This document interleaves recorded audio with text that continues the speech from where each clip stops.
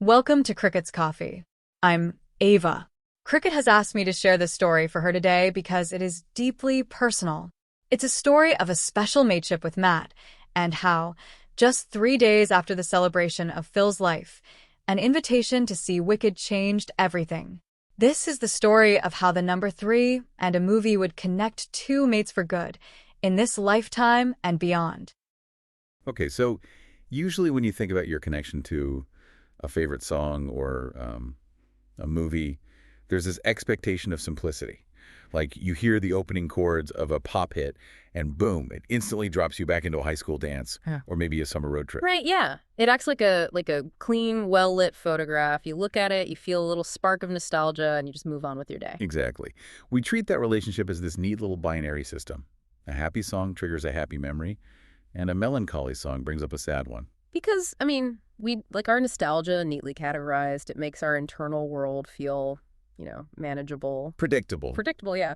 But when you step into the territory of profound loss, of Yeah. navigating real, earth-shattering grief, that simple photograph just kind of warps. It completely warps. When a piece of art becomes entangled with your actual survival, it stops being just entertainment. And today, for this deep dive, we are exploring a profoundly personal piece of writing that captures this collision perfectly. It's an essay by Cricket Fox from Corner Coffee with Cricket, and it's titled The Number Three and a Mate Named Matt. Which is just a fascinating read. What's so interesting here is how Cricket's story is essentially a map. She outlines how we use art specifically, the music and the story of the Broadway musical Wicked, to navigate the really muddy waters of devastating grief. Yeah, and not just navigate it, but actively reclaim memories and build unexpected lasting friendships from it. The goal of our deep dive today isn't just to recount a story about going to the movies. It's about digging into how we use pop culture as a framework for loss. Absolutely. She doesn't use it as an escape, which is what you'd expect. She uses it as a tool. Right, so let's unpack this. If you've ever had a song completely redefined by a major life event, you already understand, like a fraction of this feeling. But to really grasp the weight of Cricket's story, we need to look at what Wicked meant to her long before the grief even arrived. We have to establish that baseline. The music was already functioning as an emotional anchor in her life, way before everything happened. She listened to the Broadway show soundtrack on repeat, and she was using specific tracks to navigate her day-to-day hurdles. Like she had this deep early connection to it. The psychology behind that kind of listening is actually super fascinating. It's a process called musical anchoring. Musical anchoring. Yeah. Our auditory cortex is deeply wired to the amygdala, which is the part of the brain that processes emotion. So when Cricket listened to the song Defying Gravity, she wasn't just, enjoying a catchy melody. He was using it. Exactly. She was actively using it as a psychological tool to prove doubters wrong. People had told her throughout her life that she couldn't do certain things, and that song neurologically reinforced her sense of armor. That makes so much sense. And then she had another anchor point in the soundtrack, which was the song For Good. She specifically latched onto the lyric, I have been changed for good. Which she calls her life anchor. Right, her life anchor. These songs were just the constant background noise of her life. And this is right around the time she first crosses paths with a mate named Matt. But they didn't just geek out over a shared love for a popular musical, right? No, they didn't. Cricket notes that they connected by talking about the hard parts of life, the parts that this specific music helped them navigate. They were carrying shared grief. It's like, think about listening to a favorite album alone in your room, and then the incredibly rare experience of finding someone who hears the exact same heartbeat in the lyrics. But I have to ask, why do you think it requires shared grief, not just shared joy, to truly connect over a piece of art like this? Is it easier to bond over the hard parts? Well, it's a crucial distinction, and it almost feels contradictory to how we usually view fantasy stories or big Broadway musicals. We typically assume people use Oz or, similar fictional worlds as just pure escapism. Right, you go there to forget about the real world. Exactly. But Cricket and Matt used it as scaffolding to process the real world. They both carried their own grief, and the art provided a shared, safe vocabulary for that weight when normal, everyday words just fail to capture it. I mean, think about the times you've tried to explain a really complicated, painful emotion to a friend. Sometimes words just feel too small for the crushing weight of what you're experiencing. But a lyric like, I have been changed for good, just does all the heavy lifting for you. Yes. You don't have to explain the granular nuance of your pain to Matt. The song explains it for both of you. It acts as a shorthand for survival. A shorthand for survival. Wow. And that shared shorthand is what allows Cricket to describe their connection as being built to last. When you bypass the superficial small talk and immediately establish a mutual understanding of life's hardships through art, you lay down an incredibly resilient foundation for friendship. But holding on to that shared shorthand becomes agonizing when the person you share your life with passes away. We have to look at how this music transitioned from Cricket's internal armor to something deeply woven into her marriage with her late husband, Phil. Because this is where the emotional stakes of the narrative just completely transform. This period of her life really illustrates how we inadvertently stockpile emotional tools without ever knowing we're going to need them later. Yeah, let's talk about that. Cricket and Phil were both highly anticipating the Wicked movie adaptation. She booked seats for a preview at their local theater, and they both just got entirely lost in the experience together. They loved it. They absolutely loved it. And when they walked out of the theater, Cricket asked him what he thought, and Phil just smiled and said, "When do we go again?" When do we go again? It's such a pure, joyful reaction. And they actually followed through on it. They saw the movie 5 times together. 5 trips to Oz. But Cricket points out the tragic irony of those 5 trips. She writes that neither of them knew they were building the emotional foundation she would desperately need later. Neither of them had a clue that the 5th time sitting in that theater together would be their last. It's heartbreaking, but the phrase she uses, building the emotional foundation, it speaks volumes about the subconscious ways we prepare for trauma. Every time they sat in that theater, they were attaching Phil's joy, his physical presence, and his shared experience to the melodies of that soundtrack. They were binding his memory to the art. Exactly. They were binding him to it. Which makes the next part of her journey incredibly intense. Here's where it gets really interesting. When it comes time to write Phil's eulogy, Cricket knows exactly where she needs to turn. She looks at the final song in Wicked for Good, where the main characters say their final goodbyes. But she alters the lyric for her husband. Right. She writes, "Because we knew you, Phil, we have been changed for good." Adapting that lyric is such a massive shift.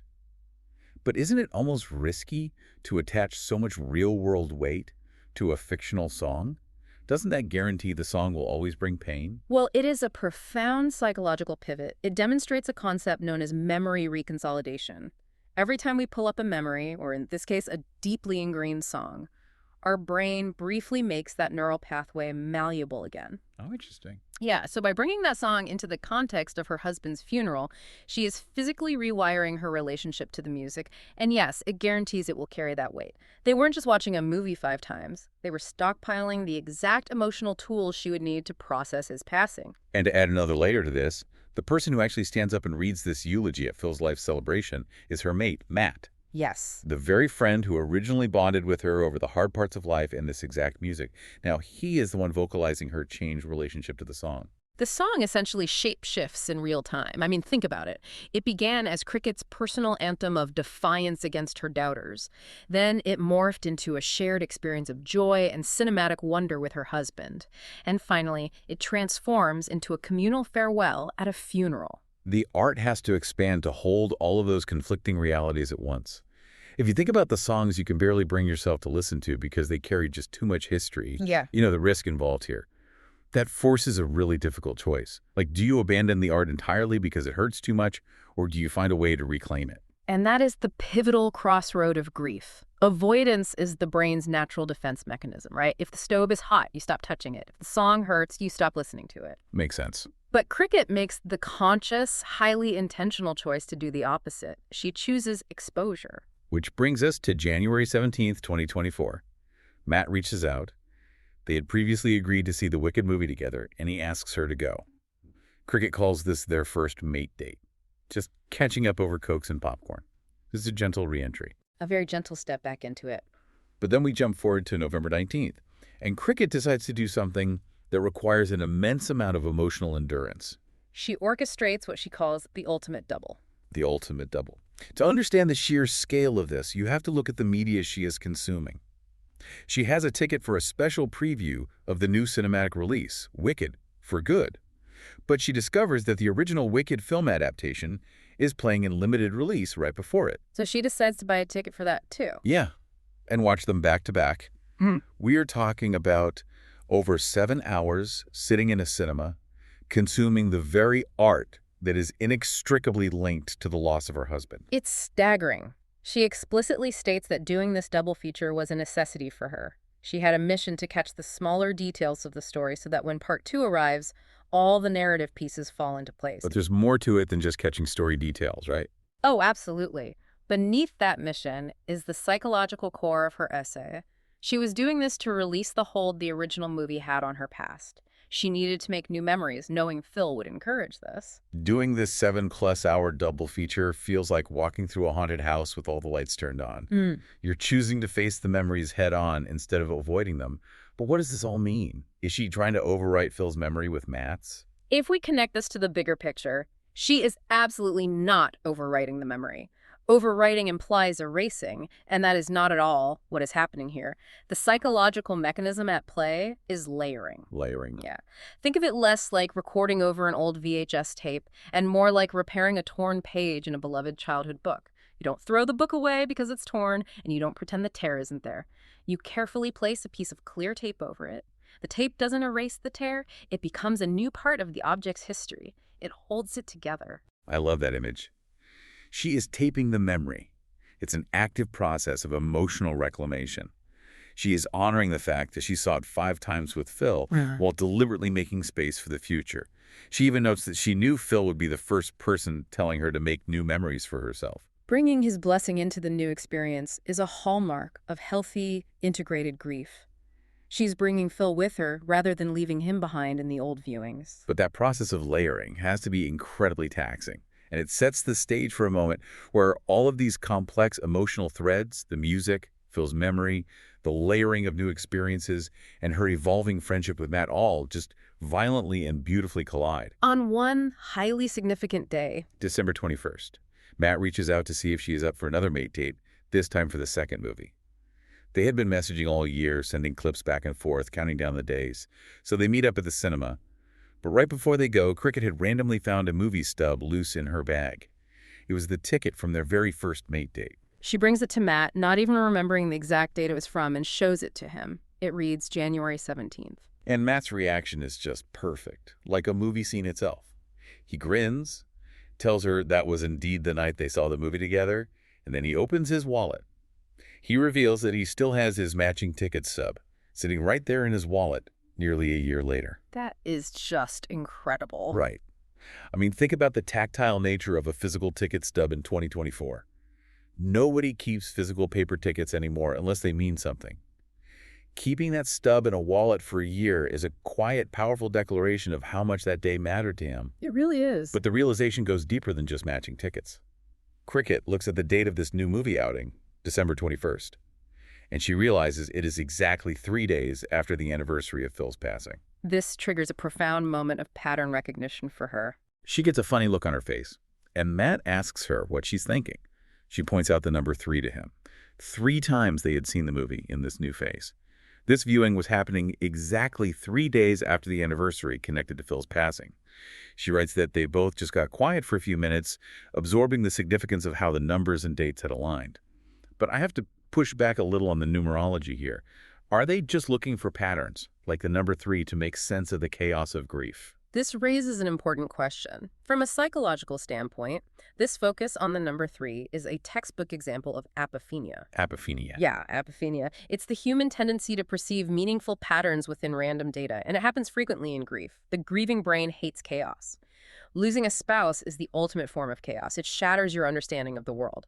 So the brain desperately seeks out order, patterns, and signs to create a sense of safety and meaning in the aftermath. So whether the pattern of 3 is a cosmic coincidence or just a human coping mechanism to find order in tragedy, its function is entirely real. Exactly. The function is real because it forces a quiet pause where Matt acts as a true, empathetic witness to Cricket's journey. And that reverence carries straight into the movie. When the song For Good started playing on the screen, Cricket writes that the tears came again. The tears are just flowing. But Matt didn't panic. He had put the pieces together. He understood the lyrics. He understood the context of the eulogy. And he understood the sheer weight of the music. This is the ultimate form of empathy. The instinct most people have when someone starts crying is to try and fix it. We offer tissues, we offer platitudes, we try to make the sadness stop because it makes us uncomfortable. But Matt doesn't try to fix her grief. He just sits beside her in the dark. He just sits there. The ultimate empathy isn't having the right words to fix the grief. It's being willing to sit in the silence when the music plays. As they walk out of the cinema, they talk about the movie, sharing personally how the story and the music affected them both. And then the narrative does this beautiful, necessary exhale. It's a critical transition. You cannot sustain a friendship if it is solely built on the heavy lifting of shared trauma. Exactly. After all of this, the eulogies, the anniversaries, the 7-hour ultimate doubles, the crying in the theater, Cricket and Matt make a deliberate decision about their next outing. They decide they need to see a movie that has absolutely zero connection to any special dates. They intentionally strip away the heavy meaning. Knowledge and emotional insight is most valuable when it's applied. And here we see the beauty of allowing a friendship to evolve past its trauma-bonded origins into something light and sustainable. She writes that they just want to eat some popcorn and have some silliness. Which is the ultimate proof of a resilient bond. We often see trauma bonds form quickly because the shared intensity is so high. But they frequently burn out just as fast once the immediate crisis passes, because the people realize they don't actually know how to just exist together in the quiet, normal moments. But they did the hard work. They navigated the trauma using the map of this musical. And now they are applying that deep trust to simply exist together in the light. Cricket concludes her essay with a sentiment that beautifully captures this. She knows she can share anything with Matt. And she ends the piece by directing that famous adapted lyric entirely at him. Because I know you, Matt, I have been changed for good. It brings her entire journey with that specific song full circle. It really does. Think about the incredible arc we've just traveled alongside Cricket today for this deep dive. We started with a solitary fan, sitting in a room, listening to a soundtrack, and using it as armor against people who doubted her. Then, that exact same music becomes the joyous soundtrack of a loving marriage, only to be completely shattered by a devastating loss. And finally, through sheer willpower and a willingness to face the ghosts head-on, that music becomes the bridge to a new friendship. A friendship strong enough to hold both profound, crushing grief and ordinary, everyday silliness. It is a masterclass in how human beings use art. We don't just consume it to escape our lives. We use it as the very material to survive and rebuild them. Which brings me back to that warped emotional landscape we talked about at the very beginning of this deep dive. That simple photograph of a memory that gets distorted and layered by life. It leaves me with a lingering question for you to mull over today as you go about your routine. When a piece of art, like a movie, a book, or a specific song, absorbs all of our heaviest memories, our greatest losses, and our hardest days, what happens to the art? Does the art itself fundamentally change? Yeah. Does it change forever, or does it simply become a perfect, unyielding mirror, reflecting back exactly who we've had to become in order to survive? I invite you to think about the soundtracks of your own life. Think about the songs you can barely listen to and the invisible weight they carry. Because as Cricket Fox showed us with a Broadway melody and a pocket full of ticket stubs, sometimes the exact same songs that break our hearts are the only ones equipped to put us back together. Thanks for joining us on this deep dive. We'll see you next time. Cricket always says that people come into our lives for a reason.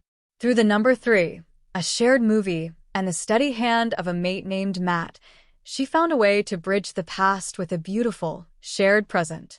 As the song says, because she knew them, she has been changed for good. Thanks for sharing a coffee with us today.